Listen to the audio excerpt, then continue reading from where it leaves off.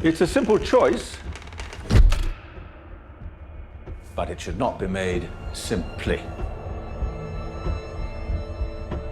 I need you to reflect very, very deeply and then make a sincere decision.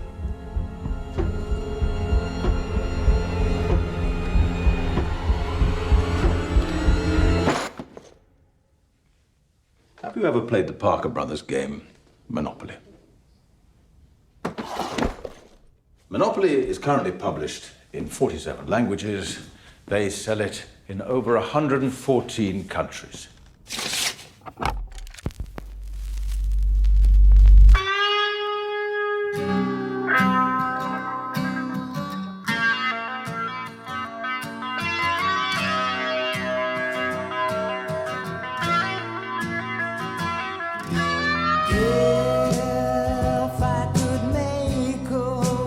They say over 1 billion people have played Monopoly, but I'm guessing that only a fraction of that billion have actually finished it. Maybe that reminds you of something else? Just a thought.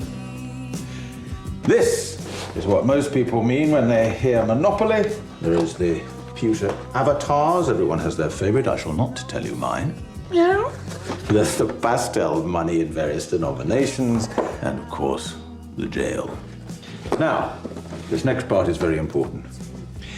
Have you ever played the 1904 board game called The Landlord's Game? It is very nearly identical to Monopoly in every fundamental way. There's the jail, there's free parking, there's fines and fees, there's penalties for landing on other people's properties, and the ultimate goal of forming Monopoly is to force your opponent out of the game. What do games have to do with us leaving? Everything. The Landlord's Game was designed by American feminist Elizabeth Maggie almost 3 decades before a heater salesman from Philadelphia, Sister Barnes, changed the name to Monopoly and sold the concept as his own to Parker Brothers in 1935. This chap was called Charles Darrow, went on to become the first millionaire games designer in the history of the world, while poor old Elizabeth Maggie died without ever being credited for the impact she had on American culture.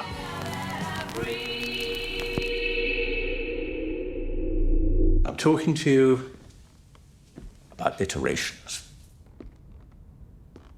I need you to have a very basic understanding of iterating because I'm going to make a very disturbing claim tonight. It will make your stomachs sink a little and your hearts beat faster. It will make you sick. It may even, I'm very sorry, make you want to die.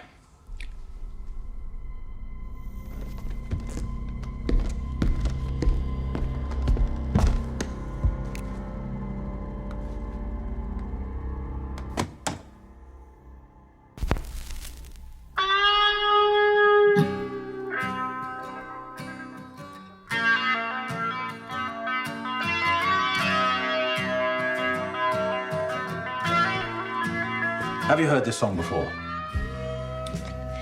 You just played it. I mean before tonight. I disagree. I think you've heard it many, many times before, but we will come back to that. You are you not, monotheistic? We believe in Heavenly Father, yes. Okay. There are 3 major monotheistic religions: Judaism, Christianity, and Islam. I call them the big 3. Judaism, i.e., the original edition, Christianity, i.e., the most popular edition, and Islam, the newer, second most popular edition. May I see your Book of Mormon, please? I'll give it back.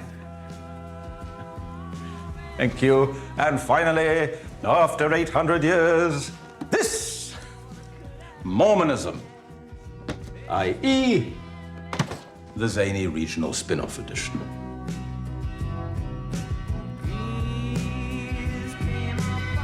These are all iterations of the same source material.